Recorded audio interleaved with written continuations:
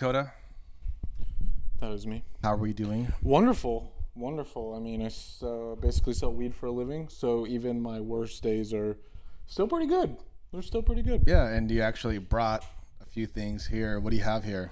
These are some of the selections available from Indus Distribution. Indus is the company that I work for. We are one of California's largest distributors and manufacturers of cannabis products. We distribute for over 40 brands all throughout the state with plans to go up into Oregon and Nevada. But what I do specifically for them is I activate the brands in my specific territory, which is the Coachella Valley. And so I brought some of my most favorite stuff from Indus, a few flower, I got a couple edibles, a few concentrate lines, and these are just some of what I would call like our heavy hitters.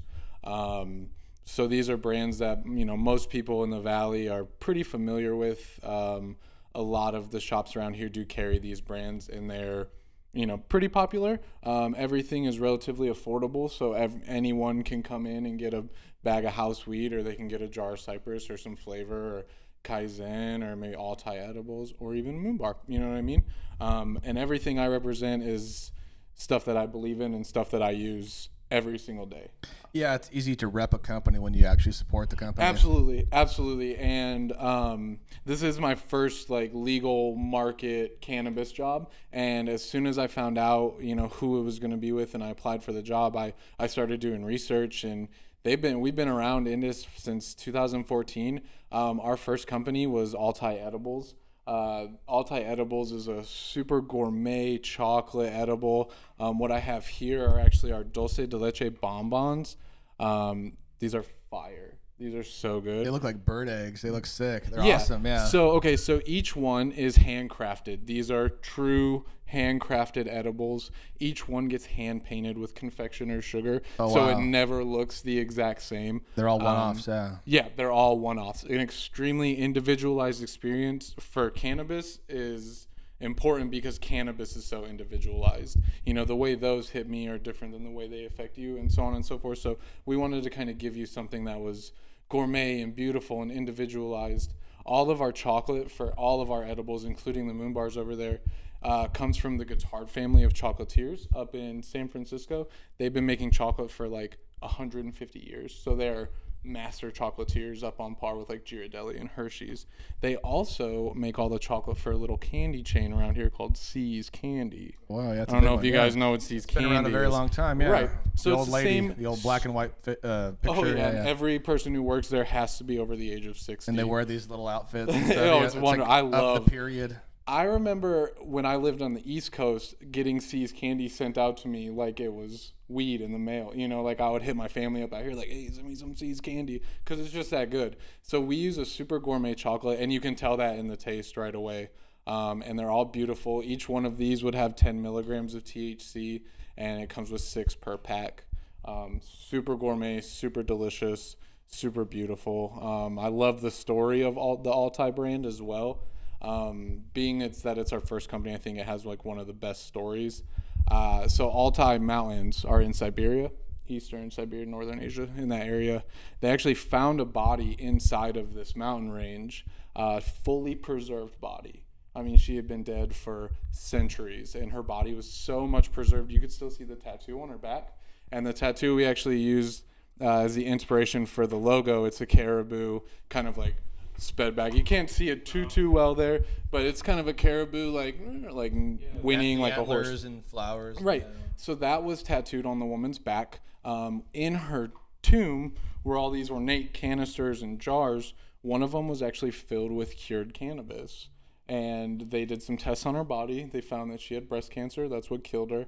And they kind of deduced that she was using the cannabis to treat the pain from the breast cancer. And they believe that the Altai Princess, which is, you can look this up on Google, they believe that the Altai Princess is like one of the first people to ever use cannabis medicinally. Wow, yeah. What a discovery that is, yeah. Right. That's insane. And so from the Altai Mountains, a river is formed. It's the Indus River. I work for Indus Distribution. The Indus River flows through Asia, empties out in southern Asia in the Indian Ocean. on the banks of that river is where the first reported discovery of cannabis indica was. So you can see kind of how the plant traveled straight down. We knew she had it way up in the mountains. We knew they had it way down south. So it's everywhere. I mean, they call it weed for a reason. It literally grows everywhere. I think that's cool that you name your company something based on some cool stories, opposed to like the 420 Bros or something. That's pretty cool. Nothing against companies like that. No, not at all. But not at all. I like when something like, it comes from something that has some history behind it. Yeah, it has a story. It has a meaning, and it's important to us, and it's important to me, and I love representing Altai. The chocolate is delicious, and the high is amazing. So from there, we'll stay in the chocolate family. You got the moon? Yeah, we got the moon bars. Back in the day, before regulations passed, when Proposition 64 was put into law, edibles could kind of just be however many milligrams you wanted. 1,000. No regulation. No regulation on edibles. So what we wanted to do, because the Altai was kind of more of like your medicinal edible, we wanted an edible to put out that we could just like reg somebody. You know what I mean? For like a low price, and you could just get really, really stoned. So we came out the moon bars. Back in the day, those used to test at 250. We had a few SKUs, so 250, 500. Huge amount of milligrams. After regulations, of course, everything now is to be 100 milligrams. So each one of these scorched pieces is 10 milligrams of THC, and it's just milk chocolate with like toffee flavoring in it. So this is our blasted toffee flavor. Super duper creamy feeling. Like when you eat it in your mouth, it's like it feels like you're eating toffee. And the cool thing about the moon bars is there's nothing but chocolate, so you can melt those down. I'll take like 20 milligrams. I'll put that in my coffee in the morning, or I'll melt it down into brownies or something, and just that's cool. Yeah, repurpose it. Yeah. You can make it more than just like a chocolate bar. You know what I mean? You can do a lot with it. We do also have our berry blasters, which isn't a chocolate bar, but it's like a blueberry gummy dipped in milk chocolate. Oh my god, it's so good. I'll bring you some. They're really good. And then you have, moving on, you got some oils, or what is that? That? So this is these are a couple of our concentrate companies. This is Flavor. What I brought from Flavor, oh, that smells so good, is some Crumble. Yeah, that's some Pack Frost Crumble, Pacific Frost. Super light in color. Beautiful, man. It is very beautiful. And then when people ask me, because I don't normally travel with like product on me, and they're like, what color is it? Because that matters. To people who smoke oil, the color really matters. And I tell them it'll never be lighter than the top of the box or darker. Oh, wow. It'll always fall somewhere in the middle of that gold gradient. And the smell, the terpene profile is amazing on this. So the cool thing about Crumble, sorry, I had to get another smell of it. The cool thing about Crumble is you don't necessarily need to dab that. You don't need like a torch and a big rig and all this stuff to smoke. It's handleable. It's really stable. I can pick up a chunk of that and break it down in my joint or in my bowl, and it's got the texture of like wet sand. So it's almost more like old school hash. You don't have to invest in a rig, right? Because I've never been a rigger guy, if that's even a term. But no, I know guys that bring in this whole, this cost me $500, and this whole thing. It's like it's nice, but I can't dedicate my life to that. I'd rather just have like a cup of coffee, like you were saying. Let me like smoke a bowl. But sometimes especially for people who maybe smoke a lot, their tolerance isn't in a place where they can just smoke one bowl. That's a really great way. Most definitely, yeah. Some guys need that, You extra. need a little kick in the morning. You know what I mean? And Crumble or any concentrate, really shatter or Crumble would be a great way to add flavor and potency to your favorite bowl or joint or blunt or however you like to consume. And then right next to that, this stuff you would have to dab. This is diamonds in sauce. I don't know if you can see that. That's shot of that, Robert. Ooh, yeah. Look how golden it is. It's so beautiful. Yeah, it's really nice. Oh, sorry. So what this is a strawberry banana. Check that out. Straw Nana, I believe. Straw Nana diamonds in terpene sauce. So that has super heavy notes of like pure cannabis flower. Now see, that stuff is... Smells like the earth. Yeah. That stuff's a little bit more liquidous. You can't... I wouldn't recommend putting that like on a bowl because you'll probably waste it. I mean, if you're like smoking a blunt or something, you could probably, put some on the paper. That is strictly for dabbing though. That's how I like to smoke it. If I'm going to dab, it is definitely going to be something like that. And Kaizen is actually pretty cool itself. Kaizen is Japanese for like continuous growth, like always moving forward, kind of always changing. And that's exactly what Kaizen does. We have a whole line of concentrates as well as medicinal products, as like CBD rubs and THC tinctures and all sorts of stuff. And the guy who extracts for Kaizen and flavor, Dan Yu, is a mastermind and is a true artist in what he does. And I can't say enough good things about these companies because the proof is in the pudding, man. It's super good. Nice. And then next to that you have house weed. Yeah, I have a little gram of house weed here. House weed is our affordable line. So most shops in the valley, you're not going to pay more than like $10 for a gram or like $30 for an eighth.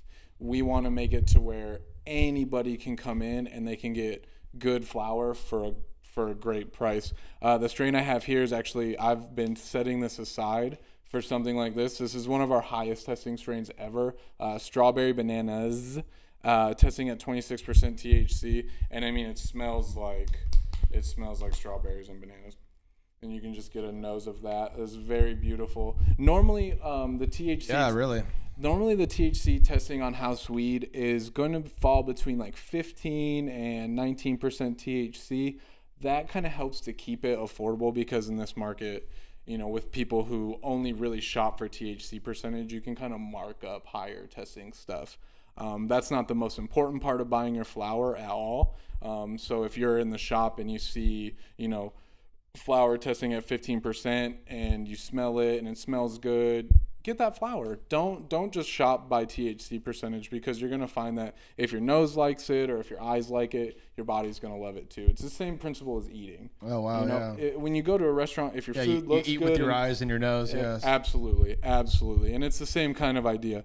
So, you know, don't be afraid to take a gamble on, you know, a $10 gram because it doesn't look necessarily as good as the stuff testing. It's not going to be a dirt weed. Right. And we live in California. Even the worst weed on the shelf is still the best weed. Better than almost any other flower in the world. Come a long way. The best cannabis in the world is grown in California, and I firmly believe that. And so even the bottom shelf stuff at a dispensary is going to be, you know, better than what you're getting in. You're never going to get ripped off. Absolutely. And then this company, I recognize it as well. Yeah, Cypress Cannabis. This is that little stoner yeah, face Uncle guy. Bud. Yeah, he looks That's really, his name. I actually really like that logo a lot. I noticed right? that. Yeah, he's so cute, dude. He's so cool. cute. He's just a happy little weed nug. He's got really nice trim manicured buds in there. This is our Purple Punch.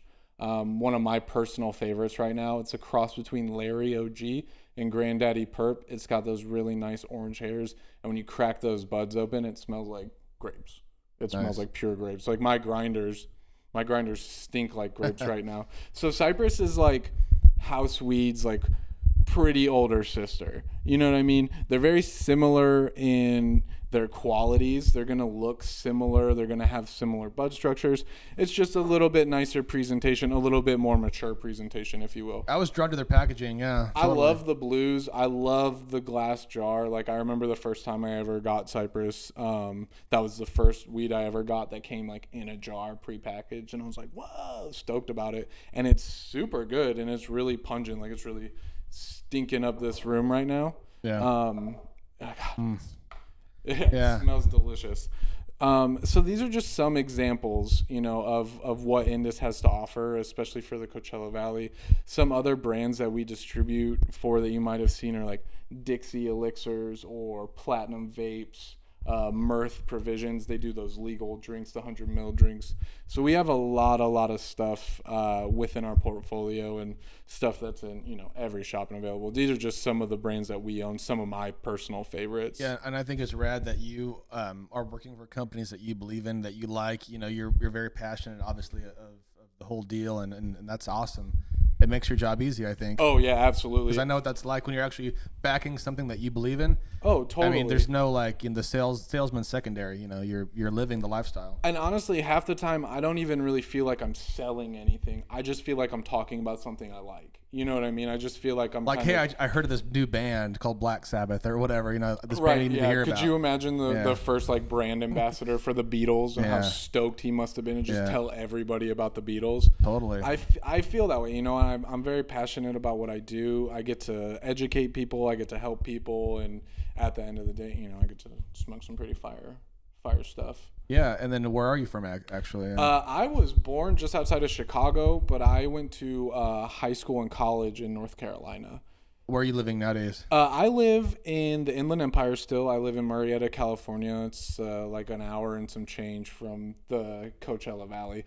But I spend, 50 plus hours a week driving up and down the 10, going to all the shops in the desert. So, just by way of time spent here, I basically Do you take the 60 or how do you get here? Oh, baby, no, I don't go on the 60. Never, ever. I used to drive that quite often. I take the 79. I cut through Beaumont and Hemet, and I go to where totally. I drive past David Muscovich's house in Hemet, the leader of Scientology. Yeah, I drive by there and you see this. It looks like almost like a doll house or something. It's insane. But it's like Psycho's house or something.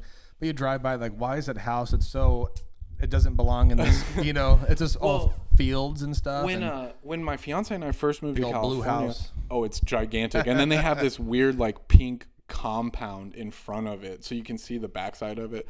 But when me and my fiance moved out here to California, we're looking at 2.5 years ago. We were exploring and we ended up on that road and didn't realize it. And we had seen, Leah Remini's documentary, so I recognized the Scientology symbol. I was like, we got to get out of here. There's cameras on everything. But I have a friend who told me if you go and you pretend to break down, your car breaks down, you say you're out of gas, they'll fill your gas up because they don't want people on that road. They want you out of there as quick as possible. So if you're ever driving through Hemet and you need some gas, just stop on that road. Yeah, so the Scientologists that's will actually fill you very up. wise, especially that gas is at the price that it is. Yes. $4.50 a gallon, but the Scientologists they're just will gonna get get you a for whole, free. yeah, they're gonna get full service. Check your oil. It'd be like a NASCAR pit check stop. your oil. Check your what do they call it? Your tire pressure and all your there's a fluids. thing when I was in Hollywood one time. These guys walk up to you and you check your thetans or something or other. When you hold on yeah, to the rods. Yeah, I don't. What is it called? I think it is thetans. Yeah, so they'll give you a whole check reading. your oil and check your thetans as well. But no knock on the religion. But again, I mean, it's who knows? I don't know much about his place or whatever the deal is. But whenever my band would go to San Diego and play a show, we'd drive that way. And I'd always see it. I'm like, I never really thought much about it. I just knew something was off. It's weird. It's weird. And as soon as you turn on to that, it's an energy, man. It was a trip. Anytime there's a building that doesn't look like it's meant to be there, kind of like, what is that? Yeah, that looks like when you're driving up the road and to your left, it's all farmland and cows and it stinks. Yeah. And then you look to your right and it's like this whole ass castle.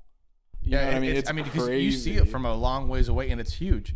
So I imagine walking up to the door. I mean, it must be, Again, I'll have to get hip to the documentary because I haven't seen it. I just knew that it's wild. I just knew that it seemed out of place. It's wild. It's wild. I won't go in. I could talk about Scientology all day. Well, we're here to talk about weed and talk that's about more important. Maybe that episode 2. So you brought some really nice stuff for us. House weed. I've tried that before. I've tried what's the blue one again? Cypress cannabis. Yeah, I've tried that quite a bit. It's great.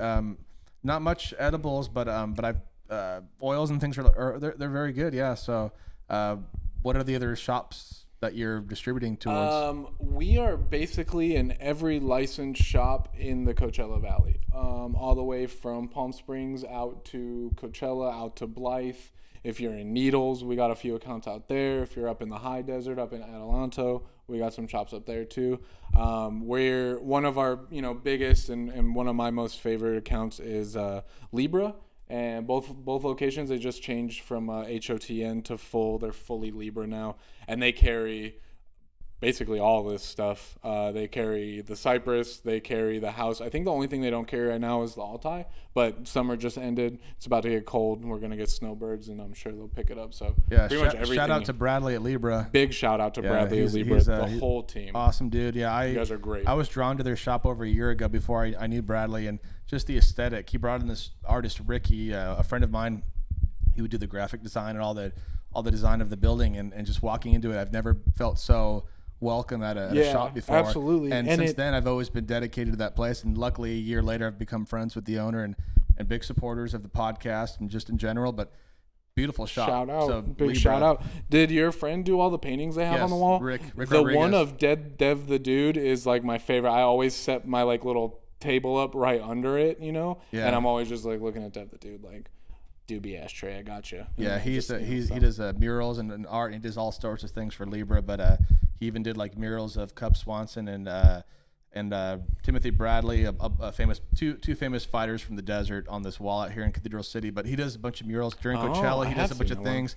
But great artist, and he works with Libra, and that's actually how I met the guys from Libra. But from the beginning, even before I knew Ricky was involved, I was drawn to their shop. It's a beautiful and it's like literally right there. You can see it. Yeah, if you walk out the door, you can see Libra from here. So it was perfect when they were opening that location, because before it was HOTN, and it was in Cathedral City, and I'd go there, and I'd like the aesthetics and everything, and then I would drive to where we are, the podcast, which is my home where we film it. And right over the freeway, you can see the on-ramp. You can see, coming soon, HOTN, Libra, whatever. I'm like, no way. What's it say on their window? Like equilibrium awaits. You just see that lit up in lights from your living room. They're doing very well, and all the best to Bradley and that team. Again, big shout out to Libra. I love Libra, and I love going in there. They're doing really great things. But a lot of the shops in the desert are really. They're really doing. Well, let's hear it. But what are the other shops? Because I'm not too familiar. You could head over to, if you're gonna stay in Palm Desert, you could head to Palm Royale Collective, right off of Cook and Gerald Ford. Also, right off the freeway. If you're near El Paseo, you got the Leaf. You got West Coast Cannabis Club. There's also a West Coast Cannabis in Cathedral City. I love all the lounges around here. I love to go work the lounges. So you got like Dank Depot and the Puff Parlor, 420 Lounge, the list goes on. And we actually have the most cannabis consumption lounges in the entire state. I think there's 7 out in the desert, and there might be like 2 or 3 more throughout the rest of the state. So the Valley is really kind of offering something cool that nowhere else in the country really is. You can go and you can pick up your product, and you can walk into another room and sit there and consume safely and have fun. And then there's also a community vibe within that. You get to meet other people and who knows what, but it's instead of just thank you for your money, see you later, you can actually meet your next wife there. Who knows? I already know my next wife. It's like the new bar. I'm not saying just in general. You're engaged. We got that. No, I'm just saying it's like a bar thing where it's like it's an atmosphere. Absolutely. It's like cheers. Exactly. And that's how it kind of feels when you walk into some of these places. You walk in and everyone looks up at the door and they're like, hey, everyone's really happy to see you, and it's a great time and it's a great place. It's just like a bar. But instead of drinking beers, you're smoking dudes. Yeah, bar of the future. Of the future, yeah. Chocolate bar, They need to get one of those like bar arcades, but then have it like a cannabis consumption lounge, like a full Cana arcade. I don't even know how you would go about that. I just think it's ready. The world's ready, and California's, when all these states are ready, I think it's federal. Just do it. I mean, just do it. It's not hurting anybody. Honestly, and I mean, come on. There's only money to be made for everybody. And the thing is, however many years it does take, we're going to look back and laugh. Exactly. And it's like, why not just get hip to it now? I can't believe it's been illegal since the 30s. Like, it's going to be insane. I mean, even look at Colorado, what the tax money did. In their first year, they've fixed like almost every road, and they have some of the best like infrastructure of any city or state in the country because of cannabis money. The first year it was legal in Colorado, people were getting tax returns for spending money on cannabis because they said, oh, we spent we fixed everything. All the schools are nice and the roads are nice, and we have this extra money. Let's just give it back to the people who spent it, And yeah, I think more so than talking, badly about the plant, you should talk about what it can do. Exactly. Because I mean, it's really endless. If you're hungry, if you can't sleep, if you've got anxiety, if you've got pain, if you've got aches, if you're mad at your dog for peeing on the carpet, you know what I mean? There's countless things that cannabis can cure or at least help with, and that's why I love what I do, because this isn't, selling drugs. This isn't like I'm doing this to get high. I like cannabis because it helps me feel better. I don't smoke, a crazy amount of weed every day, and I'm not smoking, like rapper weed or anything like that, but I smoke to make my body feel good, to make my head feel good. So it's a great way to unwind, or a great way to appreciate, because you can kind of get inside your head with it, and I find it's like almost like a meditative deal. And it helps to be like introspective. I feel like a lot of the biggest decisions I've made in my life are kind of based loosely on my relationship with cannabis, you know, my choice to move out of the city and go up to the mountains to go to college because, you know, it was a smaller environment and the weed was better. And then my decision to move out to California kind of all stemmed from this idea that I want to, you know, help people get cannabis because it's helped me so much. And living in a black market state, you know, I didn't want to do it illegally, you know, I wanted to do it the right way. And so I came out to California and did it the right way. Now I'm helping, you know, countless people in the Coachella Valley get over whatever may ail them. You're also supplying to the Inland Empire, correct? Yes, yes, I do have some shops out there as well. Right now, there's not too many. There's a few in Paris, California. Riverside is getting ready to start opening shops within the next couple of months. Lake Elsinore. One of my all-time favorites out there, though, is Empire Twin Palms in Jurupa Valley. Big shout out to them. They have a really beautiful shop, and I really like the way it's set up. I'm enjoying the idea that like dispensaries are more like Apple stores now, you know, where you like walk in and you can really just kind of look around the store and you can see what they have to offer you. And then when you need help, someone is there to help you. You know, the old like trap shop days, it would be sit in a chair, wait for the bud tender to call you, and then you just go to that bud tender. You don't get to kind of walk around and explore and see every single thing, where now people are like, you walk into a dispensary and it's, you know, like any other retail shop. You have glass everywhere. Right, you can just browse. Lighting, yeah. You can just browse. You know, I was working at the Lighthouse in the Palm Springs location they just opened for Pride, and people were just browsing. And I'd never seen that before. I'd never really seen people just kind of walk in, they check their IDs, and then they were just kind of browsing. A lot of people, you know, just wanted to look. And that, I think, is a really cool thing, because even 3 years ago, you could never just go into a shop and look. If you didn't buy anything, they didn't want you in there. You know what I'm saying? So now it's cool the way it's more, you know, the stigma is being broken, and I think that's the most important part of my job. Most definitely. Even walking into Libra, other shops, you see the demographic is crazy. You have, you know, 85-year-old people to you know 18-year-olds, or however the legal age is for cannabis nowadays, but all sorts of walks of life, and everybody's getting along with it. It's really cool, because I mean, when I had envisioned like, whoa, wonder what it would be like to live in a legal state, I'm thinking like, you know, more like trap shop days, you know, more like the old school, the big jars of bud on the counter, and you can you got one picture of Bob Marley, and then you got a guy with a gun. Yeah, exactly. And then there's like some weird High Times cutout with like pictures of all the strains, and like crudely, you know, a weird poster that you get from the fair and like the dart games. Yeah, because I know, like, even when that was, you know, still going around, I had friends that would buy from other people off the street just because they were more comfortable. Yeah, why than go going into some little trap shop, if you will. And now what's going on is, I think that people are getting more comfortable with not only the idea of using cannabis, but just the idea of having it around.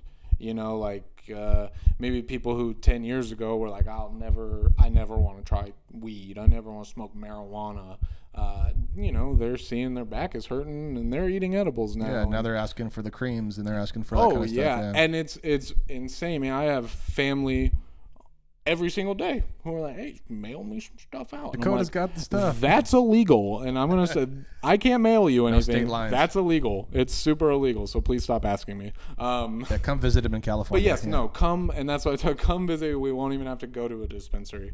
But yeah, you know, so it's really exciting time to be in the industry and see that, you know, this kind of black shroud that had been put on the plant forever is being pulled away. And I'm happy to be on the forefront of that. And I'm sure that every other, you know, vendor in the desert or in the entire state or any state that sells weed is extremely excited to be destigmatizing the plant. Yeah, I see it only for the good. I don't see any bad in it. As far as maybe we're talking off camera about maybe the packaging is hard to get into, but then again, that's to keep, you know, kids out of stuff like that. But other than that, I mean, beautiful packaging, man. It is. Yeah, I was kind of struggling opening some of these. I did the same. I had to figure it out because it's like two little lines that are like clicked in together. Luckily, like most of them are just kind of like Ziploc bags, you know. So that one, you just got the one zip in there. But there are a few bags where it's like multiple. You have to open one zip, and then it's like almost like a Russian nesting doll until you get to your weed. And eventually, I think that that's something that will change, especially as it gets federally legal. I think they'll kind of try to figure out a way to get hemp involved. That's what I would like to see. Some biodegradable packaging. Oh, yeah. And why not, right? Like, why not use the plant, hemp to keep your weed in, and then when you're done with your jar, you just toss it on the ground and it'll degrade in a month. You know what I mean? There's a few options, but there's also cool stuff going on, you know, with recycling programs. I've heard of a few out in the valley where they're going to try to get everyone's empty jars and try to make some kind of art out of it, or see what they can do. Maybe if the company can like buy the packaging back so that they don't have to pay for more packaging. You know, there's a lot of ideas going around right now on how to combat some of this. But because I always feel bad throwing things away, and I usually save jars thinking, you know, I'll reuse them or whatever. But you can only plant so many succulents. Yeah, I can't break the glass outside. But nonetheless, you brought some really beautiful products for us, and we're excited to try them. And you're always welcome here on the podcast. Well, thank you very much. I really appreciate that. This has been super fun. Anytime you guys want to talk about cannabis or you want to smoke some cannabis. You could be a resident cannabis dude. I'm into it. That'd be awesome. Into it. That's how I am in every other aspect of my life. So I'm stoked, and let's smoke about it. Yeah, let's give the people your Instagram or however, you know, let's plug you in real quick. I am at, you can follow me directly at Indus_Dakota, INDUS_DAKOTA. And from there, you'd be able to find all the Instagram accounts for all these awesome brands. We're very active on social media. We like to, you know, let people know that we're seeing what they're posting. We're good at reposting. And anytime that there's some kind of customer appreciation day at a shop, or if I'm going to be out in the desert doing deals, I always post it on my Instagram, and the companies will also repost what I post. So if you follow us, follow me, or follow some of them, you'll always know what's going on in the valley with cannabis, at least as far as I'm concerned. Nice, and thank you for bringing this beautiful cannabis to our beautiful cannabis stores in the desert. No problem. We are a desert podcast. It makes me very happy. Without the Coachella Valley, I wouldn't be where I am in my life. So I feel that I owe a lot to the valley, and I owe a lot to the people of the valley. And I look forward to giving you guys and bringing you guys cannabis for several years to come. Thank you, Dakota. It's going to be very much fun. Thank you.